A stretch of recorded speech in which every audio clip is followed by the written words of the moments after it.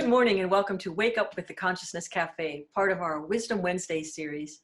My name is Lisa Ferrero. I am the founder and the spiritual director of SoulCall Ministries. And this morning we go back up to upstate New York with Natalia Zukerman, who's with Maggie Cheney, who's the co-founder of one very special farm in upstate called Rocksteady.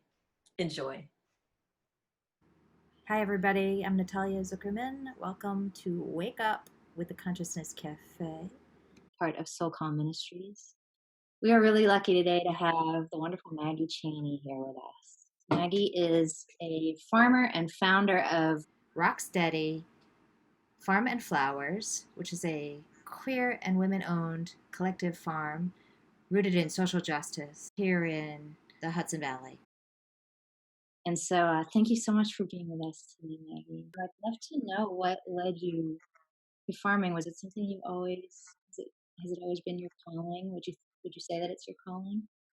I think working with food is definitely a calling of mine. Whether I knew it was going to be like full-time farming at the scale I'm doing ever, I don't think I knew quite if that was going to be it. But I have been on a farm since I was a baby, so I have a lot of connection to the soil that I cannot deny, and it keeps drawing me back in lots of different ways. And so when you say it's Rocksteady is a farming collective, what does that mean?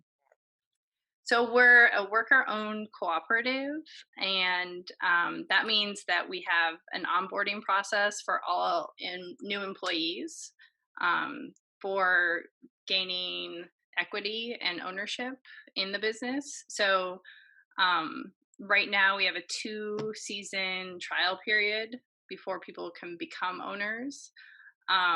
And once you're an owner, you have equal vote, equal ownership in the business, and our lead on all the big important decisions that the business makes. What are some of the criteria for you that make somebody a cooperative worker? Yeah, I think passion for the work is number one. It's hard work, so I think it helps to have a number of years under your belt before joining as an owner, and passion for that work and knowing the ups and downs of it. And there's not a lot of money in it, so you've got to have that kind of like just love for the work. And that's one of the hard things about cooperatives, because a lot of cooperatives are built on models that you share equity and people work towards like sharing of a profit. And with farming, there's not really much profit or any profit if you're using the little amount to reinvest in the business. And so people really have to be driven by other motivations. So, the actual day to day is really, really important that people are fed by that and working with their bodies and the diversity of challenges. And for us, it's like a lot of mission based work. So we're driven by knowing that majority of our consumers are lower income, and like a lot of different partners that are really important to us. And we feed a lot of the LGBTQ community. So people are definitely driven by that aspect, but there's the day to day that is like so important, that you just have to love that. Because we don't always spend that much time with the people who eat our food, we spend a lot of time with each other. So we've got to like love each other and like love the work culture that we create and the work itself. And but that's part of the reason why we built Rocksteady as a worker-owned cooperative, is just to try to create a work culture that felt really respectful and human-centered and generative in a way that not a lot of farms are. And because they're built in this concept of like very extreme hierarchy and low wage workers doing majority of the physical labor, and owners that don't step in the fields. And there's just really big divides that often happen on in farms. That's interesting that you said, generative environment. I think a term that people are starting to get maybe a little more familiar with is regenerative farming practices in general. Yeah, I mean, it's really important. We see our farm as, you know, equal parts care for the land, nature, and soil as equal to the humans who are working that land. So if either of those is off balance or not cared for, then the whole system breaks. This whole kind of ethos that might seem really normal if you come from, I don't know, like a nonprofit background or I don't know, other community workforce, but I feel like in the farming world to prioritize that stuff is kind of counter to the capitalist like world that we're in. So it's a big challenge to try to balance it all because just because we're paying our workers for sick leave and vacation and trying to structure in like all these perks, and um, generative like conversations and um, that's not necessarily meaning that our food costs anymore. So we're balancing always this like complete hustle and trying to keep up with big ag while also holding like a human centered approach, which is the biggest challenge we have. How do you stay motivated and centered through this work? This real challenge of how do you feed people who can't afford it, but while also paying your workers a living wage, that problem is what motivates me. It's like this impossible thing that no one's really figured out. So we're just keep trying and to try and try and try. You have to really build a lot of creative partnerships and collaborate with a lot of people because we can't do it alone.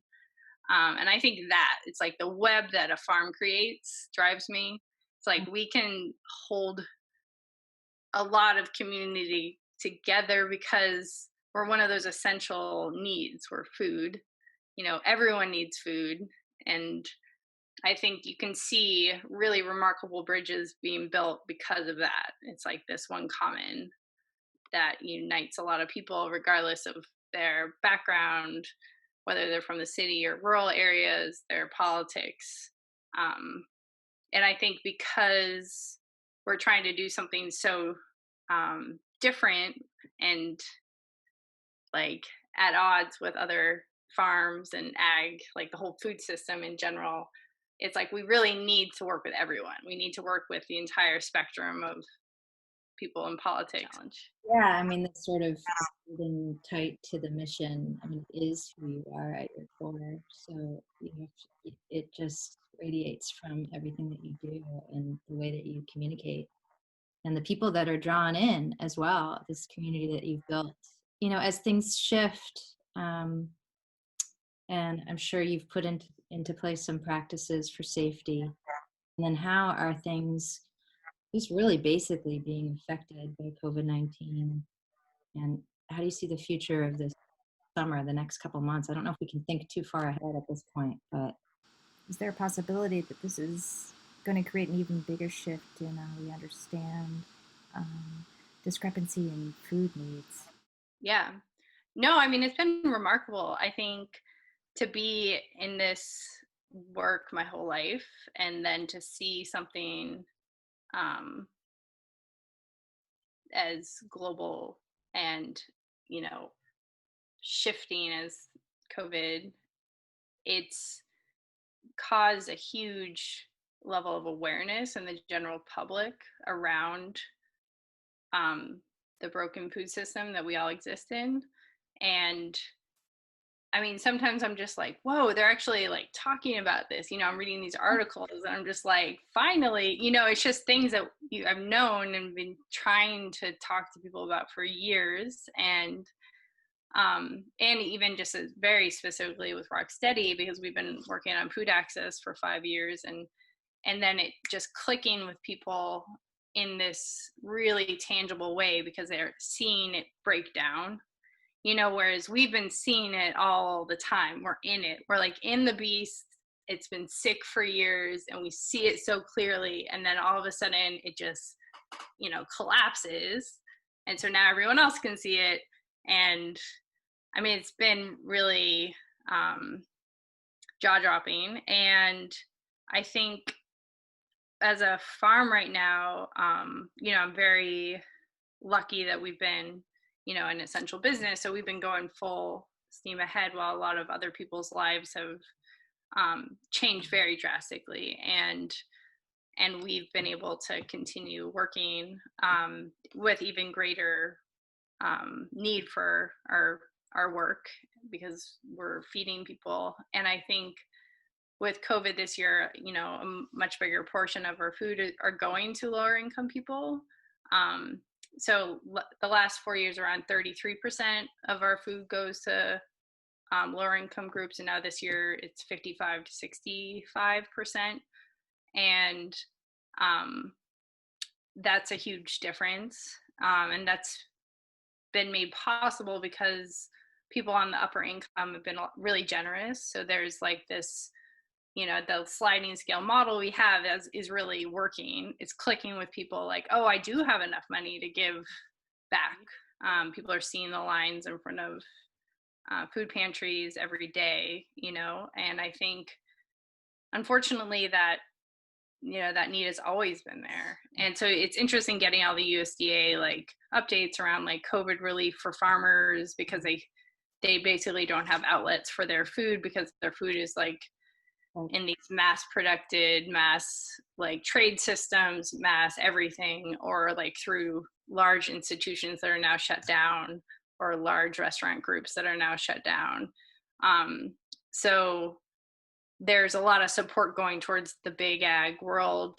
And at the same time, there's so many more people who need that food.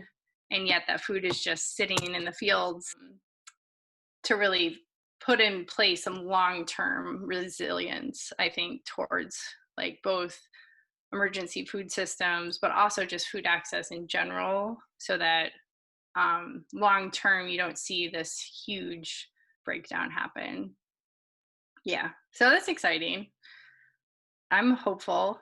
So what would be somebody, a person living somewhere in this country who maybe is hearing about sustainable farming for the first time?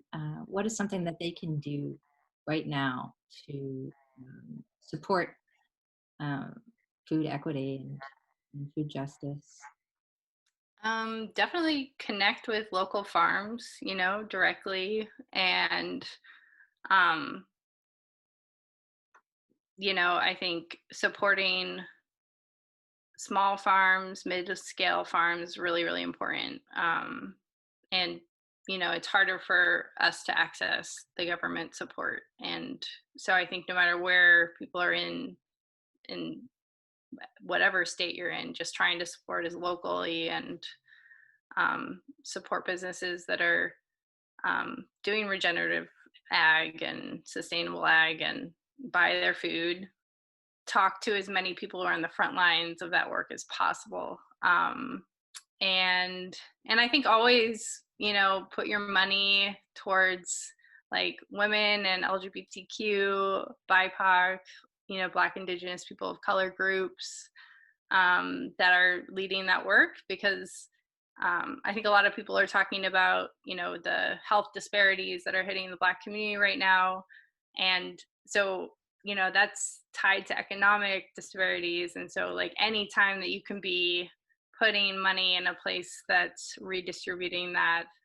And I think just ask elders in the community that you're in or farmers for tips. I think especially in urban areas, there's a huge amount of wealth of knowledge from elders who have been doing this for, years and years. Oh. No, everyone should be growing food in any way possible. Support it, yeah, in your backyard, whatever you can do. Just think about the soil. Soil is where it's at. So you can't grow good food if you don't get soil. So that's the most important tip I can give. And So how can we support the next study specifically?